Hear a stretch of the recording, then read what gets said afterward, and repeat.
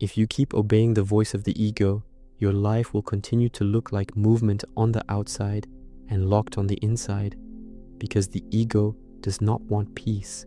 It wants to repress, it wants to win, it wants to react, it wants to be right, even when that destroys you. And that is why so many people live tired, wounded, confused, and spiritually dry without understanding why. In Rumi's path, the way out is not to think more, nor to force more, nor to harden more.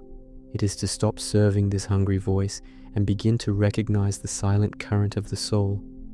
And if you stay until the end, you will understand how to stop being dragged by your wounded self and begin to truly feel what guides a life when it is no longer the ego at the wheel.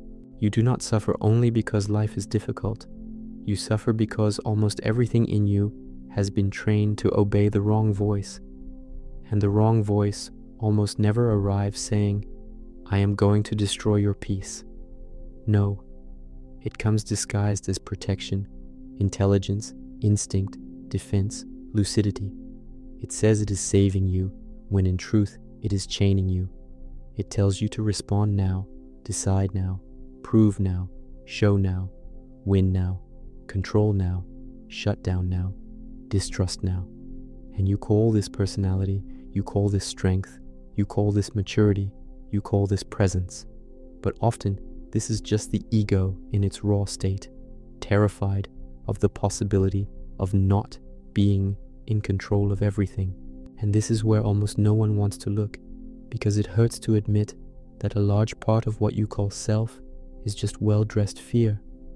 Fear of losing, fear of being hurt, fear of not being seen, fear of not being loved, fear of being small, fear of lacking control, fear of surrendering. And the more fear, the more noise. The ego is loud because it is weak. It shouts because it does not trust. It runs because it cannot rest. It attacks because it trembles. It demands because it lives in lack. It turns any delay into a threat, any silence into rejection, any confrontation into war, any pain into identity.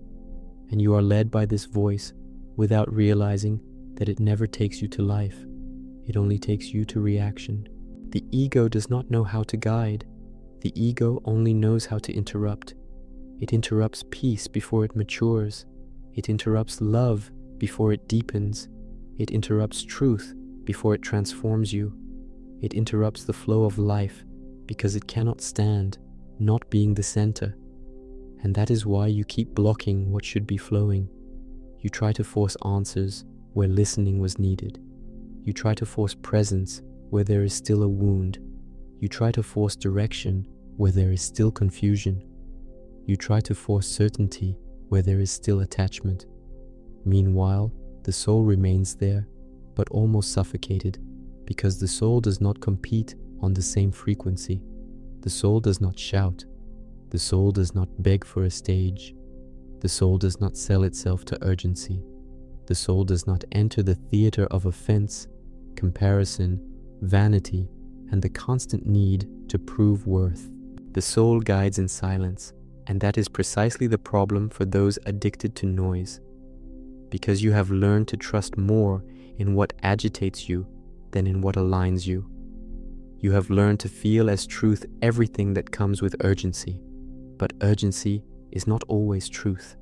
Sometimes urgency is just a wound trying to take command. Sometimes that voice you call intuition is merely pride in a hurry. Sometimes that "I need to resolve this now" is just the ego in panic because it cannot bear being without food.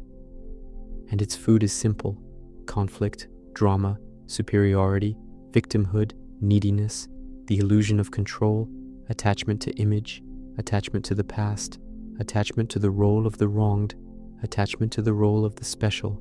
The ego feeds on anything that keeps you spinning around yourself. And here lies the most humbling wound of all. Many people say they want peace, but deep down, they are still in love with their own disturbance. Many say they want to hear the soul, but still idolize the voice that hurts them. Many say they want to flow, but secretly love the tension of control. And this must be confronted without anesthesia, because as long as you romanticize your confusion, you will not leave it. As long as you decorate your anxiety with beautiful language, it will continue to rule you. As long as you call attachment love, fear prudence, pride dignity, and rigidity strength, the ego will keep reigning and the soul will keep waiting. In the Sufi path, this hungry, reactive, offended, impulse-driven self is given a name to make it easier to see, nafs, not to complicate, but to reveal, because when you name it, you begin to separate, and when you separate, you stop confusing your essence with your turmoil. The nafs is that part of you that wants to possess, to win, to impose, to compare, to be praised, to be spared, to be obeyed, to be recognized. It even uses spiritual language when it loses worldly language. It pretends humility to be admired. It pretends detachment to appear elevated. It pretends depth to feel special. It pretends pain to avoid releasing the role that gives it identity. The ego is so cunning that it would rather be the great wounded one than disappear. It prefers to suffer at center stage than to rest off it. And that is why listening to the soul is not a gentle gesture. It is inwardly violent. It is a cut. It is a loss. It is the death of false commands. That is why so many people stop halfway. They wanted peace without losing the character. They wanted flow without letting go of control. They wanted God without relinquishing their own throne. They wanted to be guided while still being in charge. But that does not exist. The soul does not guide a life where the ego considers itself sovereign. As long as you bow to the voice that demands revenge, approval, urgency, superiority, dramatization, and control, you will not feel the deeper direction. And I say this with the seriousness of someone who has seen this theater from within. There comes a moment when you realize that the greatest saboteur of your life was not the world, not the lack of opportunity, not only the pain that struck you. It was the number of times you let your ego interpret everything and decide everything. And every time the ego interprets, it distorts. If someone pulls away, it says you are worthless. If someone criticizes you, it says you must attack or collapse. If something takes time, it says life is against you. If something works, it wants to intoxicate itself with importance. If something fails, it wants to build an identity out of pain. The ego does not live life. It hijacks life and forces everything to serve its hunger. That is why the soul only begins to guide when you stop believing that every thought deserves respect. Not everything your mind says is true. Not everything your emotions scream deserves obedience. Not everything that pulses in your chest is direction. There are things within you that are merely echoes of fear, habit, trauma, pride, and vanity. And if you do not learn to be quiet inside long enough to perceive this, you will die defending voices that were never your truth. Here is where Rumi cuts deeply. Transformation is not born from decorating the self, but from passing through the fire that exposes the self. It is not about improving the ego. It is about stopping serving it as a master. It is not about giving it beautiful vocabulary. It is about removing its command. It is not about teaching the ego to appear spiritual. It is about preventing it from using spirituality as a mask. Because the ego even loves the idea of soul when it can use it to feel superior to others. But the real soul does not make you greater. It makes you more true. And being more true often means seeing yourself smaller than the fantasy claimed. It means admitting that you were not at peace, only tired, not awakened, only intellectually stimulated, not loving, only trying not to be abandoned, not firm, only afraid of seeming weak, not free, only running from what needed to be faced. And this humiliation is sacred because it creates space. In the Sufi path, the heart is not sentimentalism. The living heart, this deeper center that perceives what is real, is not your fleeting emotion. It is a place within you that becomes clear again when it is no longer covered by the soot of the ego. You do not need to create this center. You need to stop suffocating it. And how do you stop suffocating it? First, by interrupting automatic obedience. Every time you feel the urge to react immediately, prove to yourself that you are not a slave to the first voice. Every time pride tells you to speak, explain yourself less. Every time anxiety tells you to rush, slow your body before deciding. Every time neediness tells you to beg for signs, endure the absence without abandoning yourself. Every time anger demands an immediate response, endure the fire without giving it your tongue. This is not passivity. This is reclaiming the inner throne you handed over to impulse. One who is guided by the soul is not weak. They are whole. They do not move with every wind. They do not spill into every emotion. They do not turn every discomfort into destiny. They do not call internal storms absolute truth. And here comes what many today would call flow. But without cheap illusion, flow is not the universe doing everything your way. Flow is when you stop obstructing with ego what truth is trying to organize within you. Flow is not getting everything. It is stopping the deformation of everything. It is when you stop pushing doors that do not open out of pride. It is when you stop holding on to what has already ended just because the ego cannot bear loss. It is when you accept that not every delay is rejection and not every pain is punishment. The ego fights what is. The soul learns to see what is, to feel what is, to respond to what is. The ego says, "This should not be happening to me." The soul asks, "What is this revealing in me?" The ego says, "I need to win this now." The soul asks, "What needs to die in me so this stops governing me?" The ego wants guarantees. The soul wants truth. The ego wants possession. The soul wants alignment. The ego wants applause. The soul wants reality. And perhaps the most painful part is this. Your soul has already tried to guide you many times, but you called it weakness. And perhaps the most painful part is this. Your soul has already tried to guide you many times, but you called it weakness. You called it weakness when you felt the need to be silent and kept distracting yourself. You called it weakness when you felt you needed to let someone go and kept begging for their presence. You called it weakness when you felt you needed to stop betraying yourself to fit in and kept doing it. You called it weakness when you realized you needed to change your life and kept postponing it. You called it weakness when something in you asked for truth and you chose performance. The soul does not always arrive as comfort. Sometimes it arrives as a clean discomfort, as a no you did not want to hear, as a limit, as a healthy shame, as a clarity that dismantles the theater, as a sadness that is not depression, but disillusionment. And disillusionment, as bitter as it may be, is still healing, because it pulls you out of the lie. So, stopping listening to the ego is not about becoming voiceless inside. It is about learning to distinguish the voices. The ego's voice contracts. The soul's voice aligns. The ego inflames. The soul clarifies. The ego seeks an audience. The soul seeks truth. The ego throws you back into the character. The soul returns you to the center. And there is a hard, simple, unfakeable test. After you obey that voice, what remains?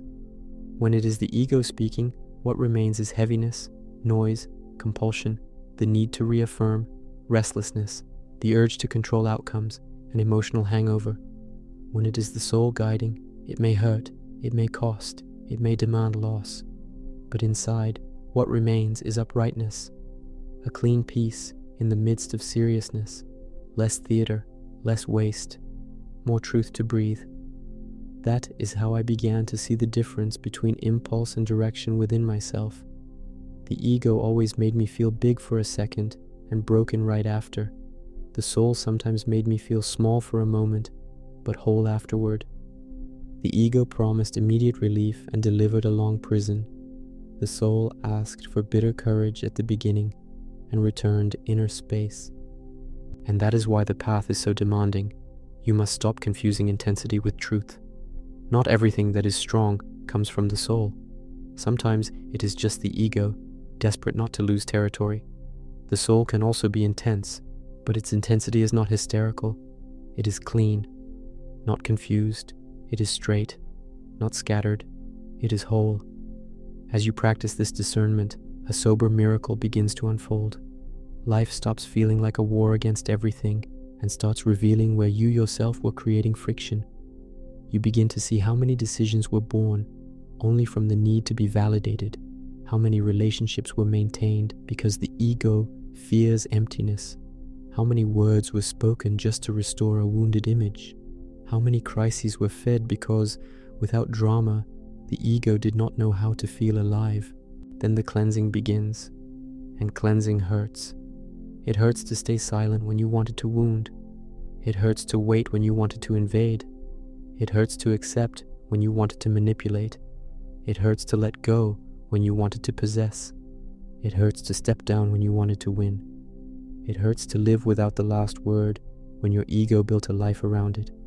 But this is the point where the soul begins to breathe in you, because the soul does not enter where everything is already occupied by noise.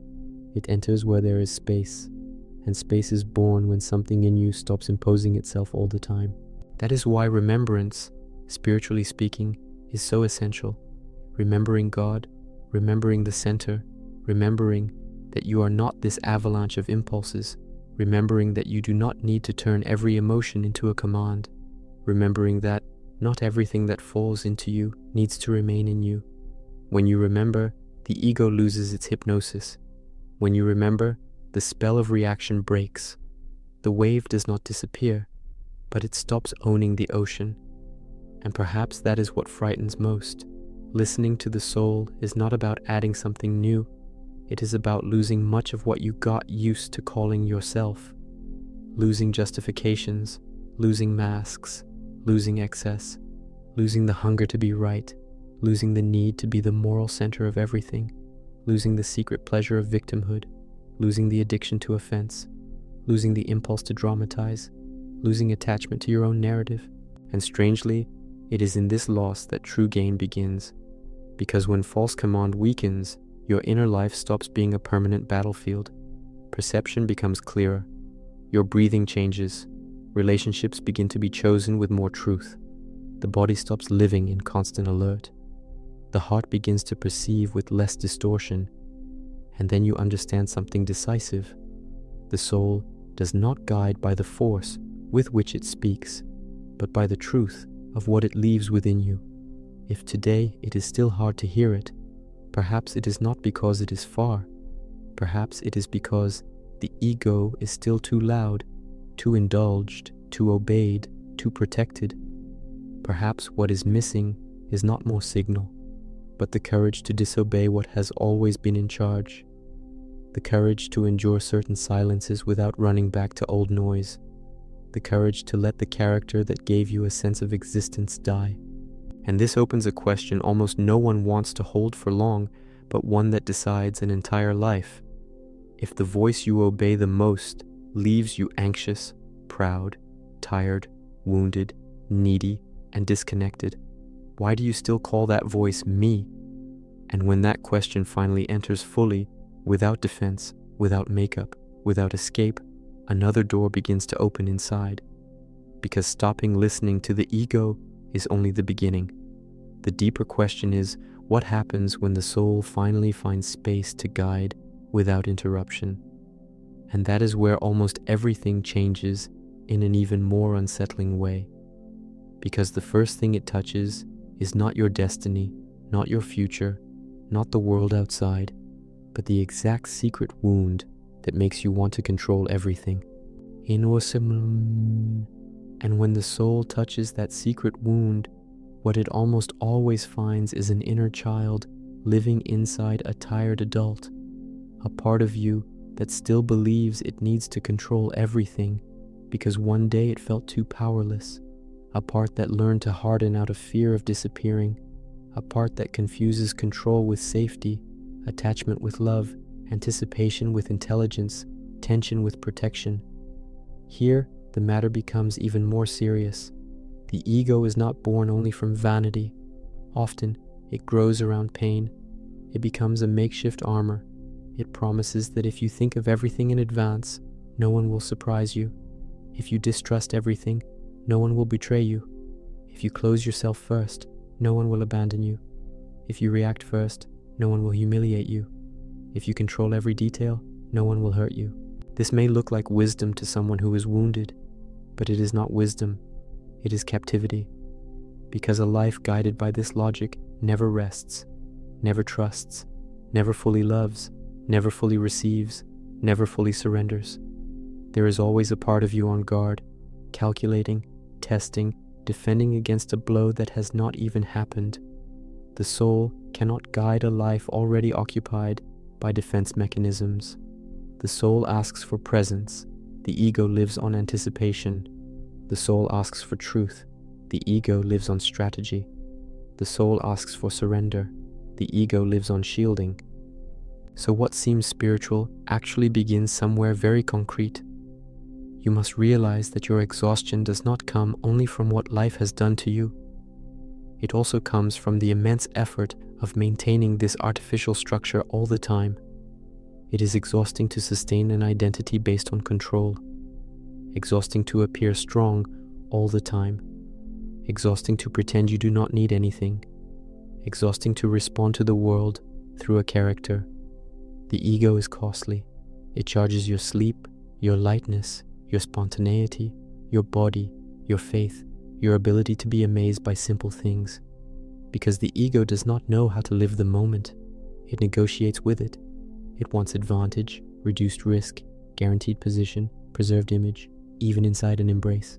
And that is why, even when you achieve what you wanted, a strange emptiness remains. Because it was never just the result you wanted the feeling of being safe. And no result can give that forever. No person can give that forever. No achievement can give that forever. So the ego runs again, and again, and again, and calls this life, when it is, in truth, endless hunger. That is why many people are truly afraid of the soul, not of the word soul, which sounds beautiful, but of the real experience of being guided by something deeper than the ego, because being guided by the soul breaks your old agreements with self-protection. It takes you to places where the mask stops working, to encounters where you can no longer lie to yourself, to silences where distraction loses power, to choices that do not feed your pride, but save your truth. And this is far harder than it seems, because the ego would accept suffering to keep ruling, but would not accept disappearing so that truth may rule. It accepts almost any pain, as long as it remains at the center. It accepts living tired, irritated, offended, suspicious, needy, anxious, but does not easily accept being dethroned. And here lies one of the most unsettling truths of this path. Sometimes, your greatest resistance to peace is not in the world. It is in the secret attachment you still have to your wounded identity. You cling to the way you learned to be because, as painful as it is, it feels familiar. And human beings often prefer a familiar hell to an unfamiliar freedom. So, in the end, your life changes the moment you stop obeying the voice that agitates you and begin honoring the voice that aligns you. Because the ego always promises protection, but keeps you at war. While the soul does not shout, does not compete, does not force, it simply reveals what is true. So tell me, in which area of your life is the ego still speaking louder? Share this with someone who needs to hear it. And if this kind of truth moves through you, stay with this path, with Rumi, and with the deepest teachings of Sufism.